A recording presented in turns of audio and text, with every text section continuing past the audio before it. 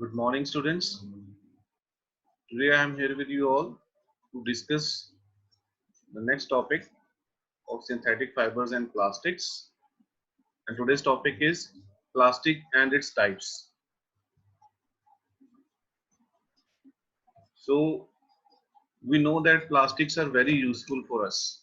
We find the number of products available in the market. If we will look around ourselves right now, we will get so many products which are present in our house and which are made up of plastics.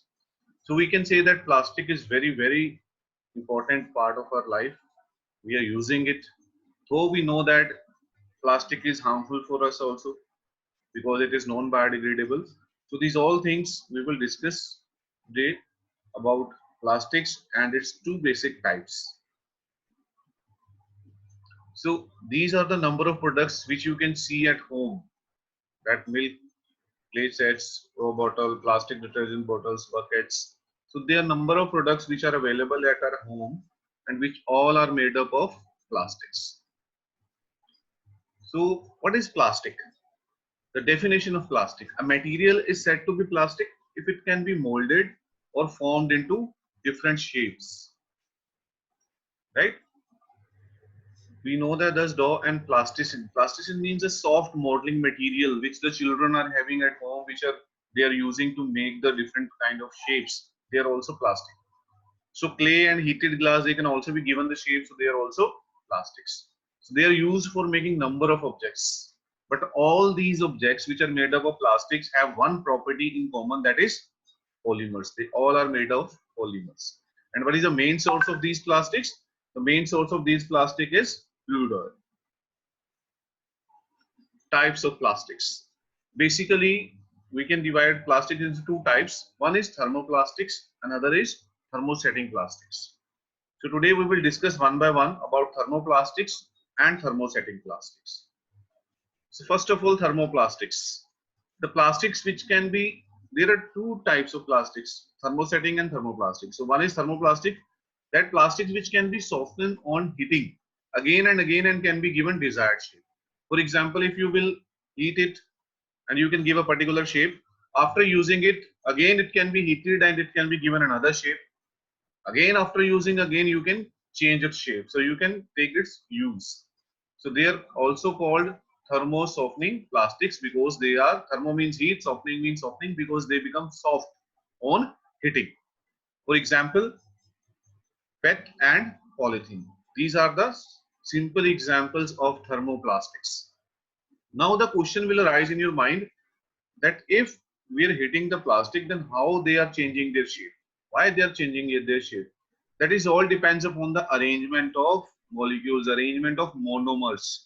Because in polymers, there are a number of units, repeating units that are known as monomers. So monomers are the reason, that's why they are changing their shape. Why, what happened to the monomers when we heat, that we will discuss now. That why do thermoplastics soften on heating? So here you can see this is the linear arrangement of monomers. They are linearly arranged. When we will supply the heat to the thermoplastics, then what will happen? They will start vibrating, they will start sliding, these monomers. When they will slide with each other, then they change their shape. Due to this sliding nature, they change their shape. Clear? So in thermoplastics, the monomers are arranged linearly. Linear arrangement of monomer is there, which is the reason for them softening. Next is thermosetting plastics. Thermosetting plastics are different from that. Plastic which can be softened by heating only once. Once you will give them a particular shape, then after that you can't change their shape. If you will heat them, they will not soften and then they will not be changing their shape. Right? So that's why they are also called thermosets. The another name for thermosetting plastic is thermosets. For example, bakelite and melamine, you all the switches which are electrical switches which we are using, they are thermosetting plastics because once they given the shape, then they can't change the shape. If you will melt them, then but you can't give them a particular shape. That means they cannot be reused after using once. Now, again, why they are not changing their shape even then these are plastics? Because thermoplastics are changing their shape, right? It is also a type of plastic.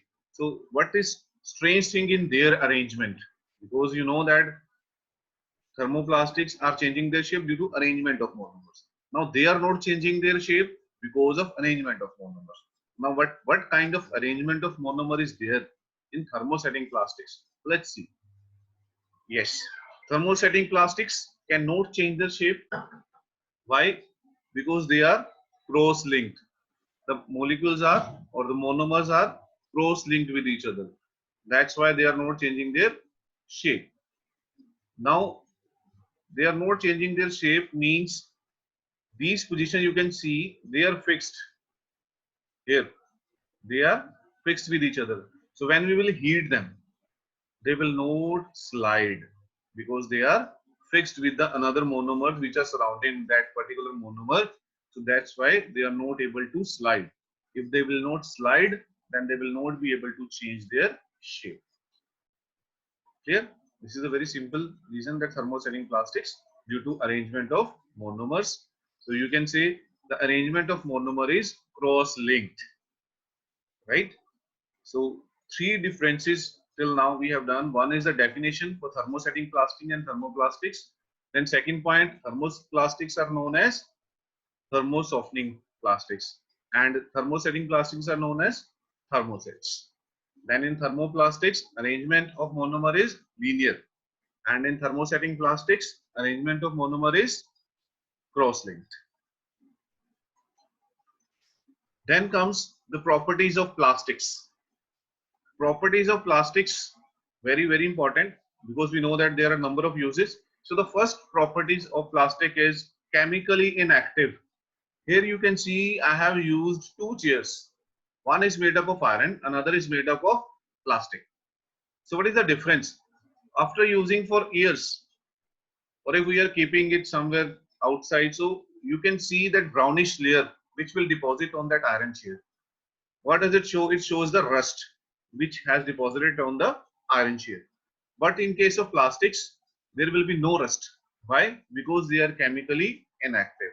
So that's why we used to prefer the plastics due to their inactive nature. Apart from this, you might have observed in the chemistry lab in our school that most of the chemicals are stored in the plastic containers. We are using plastic containers. Why we are using? Because they are chemically inactive. They will not react with the chemicals if we keep it inside that containers. Poor conductor of heat. Yes, plastics are poor conductor of heat due to this property. The handles, you can see the handles of utensils which we are used in cooking, they are made up of plastic so that we will not get the heat, right? It will be easy to handle these appliances. That's why you can see these are made up of plastics. Whole utensils cannot be made of plastics because we know that it will melt. It will not work properly. So it will be harmful also. So that's why only handles to protect our hands from burning. They are used in utensils. Bad conductor of electricity. Yes, plastics are bad conductors of electricity. Here you can see the electric wires which we are using at home. Inside the copper wire you can see which is very good conductor of electricity, which supplies the electric current from one point to another, and we have a network of these kind of wires in our home. But for protection, they are covered with some colored fiber that is known as plastic. You can see yellow, black, blue. These are made up of plastics. Why these are used? Because to protect ourselves from the electric shocks. If we are covering it, it's very safe to handle them. It is very safe to use them, right? If we will directly touch this copper end, then we will definitely get the electric shock. But if the electric wire is covered with this insulation, then we will not get electric shock because they are poor conductor of electricity. It will not allow the electric current to enter inside our body. Same way the switches which we are using at home, they are always made up of plastics, right? Because they are poor conductor of electricity, we can easily use them.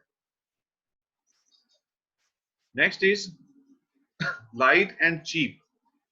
At the same time, it is strong and durable. You can see these two kinds of pipes. One is metallic pipe, another these are plastic pipes. Earlier, people were using metallic pipe because the plastic pipes were not so famous. Now, these days, we are using these plastic pipes, PVC pipes, right? Why? Because they are strong, durable, even cheap also. If you have to buy metallic pipes, we have to pay more, but in case of plastics, we have to pay less as compared to the metallic pipes, right? Even they are easy to handle, easy to transport from one place to another due to their light weight, right? And that's why we are using these plastics. Next is waterproof and insoluble in water. Due to their waterproof nature, raincoats are made up of plastics, right? Raincoats are made up of plastics.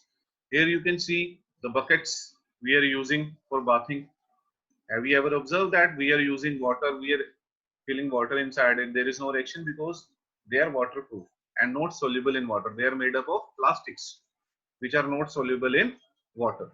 That's why we are using it, right? Apart from this, we are having a number of plastics which are available. One is polythene. It is a kind of thermoplastic, strong but flexible, can be rolled into sheets or molded into any shape. Water resistant also. And uses of polythenes, you can say sheets of polythene are used to pack liquids such as milk. Polythene pipes are used to transport liquids such as oil or water. Polythene containers are used to store liquids. Then PVC, polyvinyl chloride. It is a thermoplastic, tougher than polythene insulator. It is insulator also, tougher than polythene. Used as a covering for electric wires, used to make shoes, handbags, furniture, floor covering, raincoats, and bottles. Next is polystyrene, that is thermoplastic.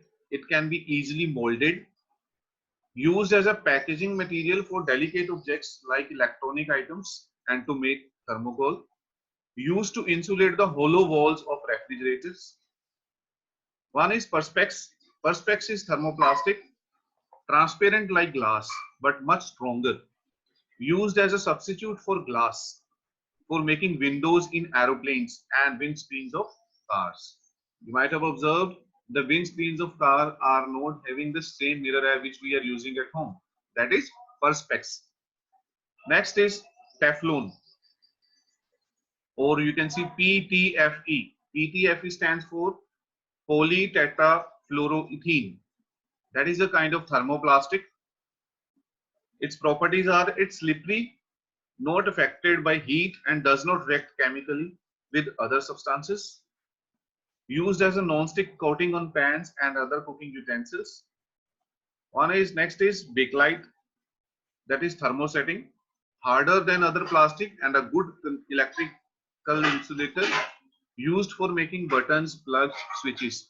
The switches which we are using at home, they all are made of bakelite. Next is melamine. Melamine is thermosetting. It is also hard but have smooth surface. It is used as tabletops and for making crockery, right? So one table I will also share on my with you all, so that you will better understand and you will be able to write all the uses, all the kind of plastics. Right? Thank you.